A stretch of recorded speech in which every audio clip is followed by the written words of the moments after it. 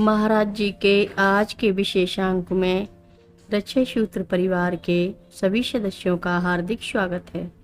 बाबा जी के भक्तों को राम राम।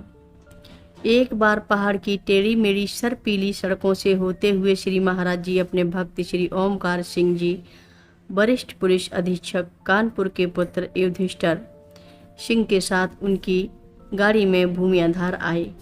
रात्रि में सबने भोजन कर आराम किया। सुबह के अंधेरे में ही शौच आदि हेतु युधिष्ठिर व उमादत्त शुक्ला मंदिर से बाहर जंगल की ओर आ गई।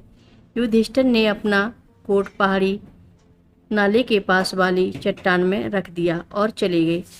उनके आने तक पहाड़ी नाले के पास से सरकता हुआ एक काला नाग किंग कोबरा आकर चट्टान के पास रखे कोट के अंदर आकर छिप गया। इस बात से अनजान युधिष्ठिर ने वापस लौटकर जब अपना कोट उठाया तो अंदर छिपे कोबरा ने उसे डस लिया। दर्द से छटपटाते हुए वे मंदिर की तरफ भागते हुए चिल्लाने लगे, सांप ने काट लिया है, सांप ने काट लिया है। और कुछ ही दूरी पर दौड़ते हुए लड़खड़ाकर गिरे और बेहोश हो गए।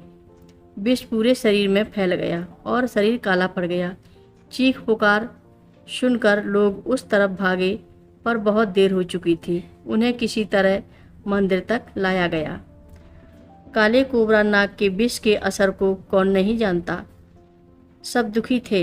श्री महाराज जी तो त्रिकालदर्शी हुए, सब जानते थे। फिर भी लीलावश व्यथित होकर बोले, युधिष्ठिर मर गया है, इसके बाप को खबर भेज दो। विष के प्रभाव से काली पड़ी देह में युधिष्ठिर बेशुद्ध पड़े थे।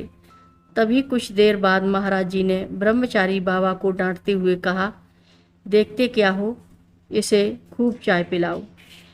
चाय तो बन गई है, पर पिलाई कैसे जाए, वो तो बेसुध पड़ा है। प्रयास भी किया गया, पर मृत प्राय शरीर पर बातों का क्या असर होता। फिर महाराज जी ने स्वयं ही डांट कर कहा, उठो चाय पियो। फिर स्वयं उठाकर बिठाया और किसी तरह चाय पिला दी। चाय में तो कृपा का अमृत था। नशे में झूमते हुए युधिष्ठिर को महाराज जी ने आज्ञा दी, उठो गाड़ी में बैठो, हमें रानीखेत जाना है।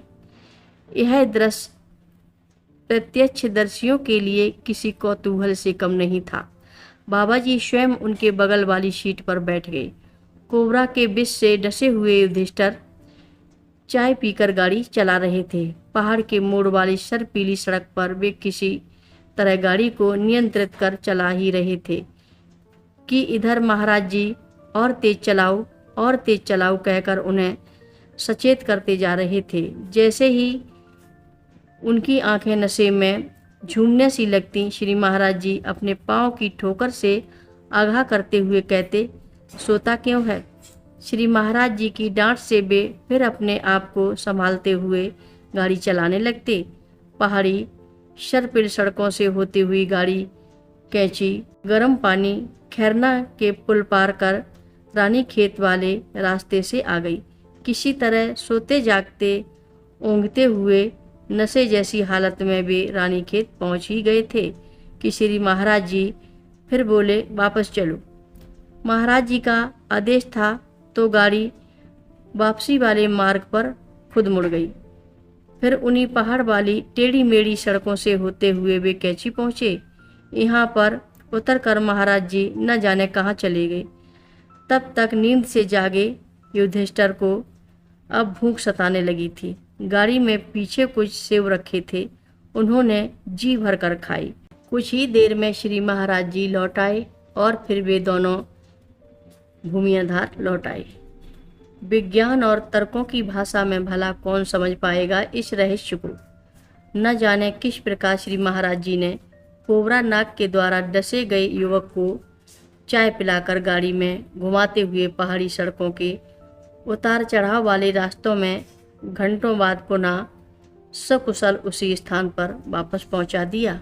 वे अपनी इच्छा शक्ति से परिस्थितियों को जैसा चाहे वैसा मोड़ लेते और चाहे जैसा परिणाम प्रकट कर देते। श्री महाराज जी ने स्वयं भी एक बार अपने भक्त पूरन जी से कहा था, पूरन हम कोई चमत्कार नहीं करते। जब हमारा हृदय किसी बात पर डोल जाता है तो प्रकृति स्वयं सब कुछ अपने आप कर देती है। हर रोज महाराज जी की कथाएं सुनने के लिए सभी भक्तों का धन्यवाद। सभी भक्त रक्षा सूत्र चैनल को सब्सक्राइब करें, शेयर करें, लाइक करें, घंटी बजाना ना भूलें।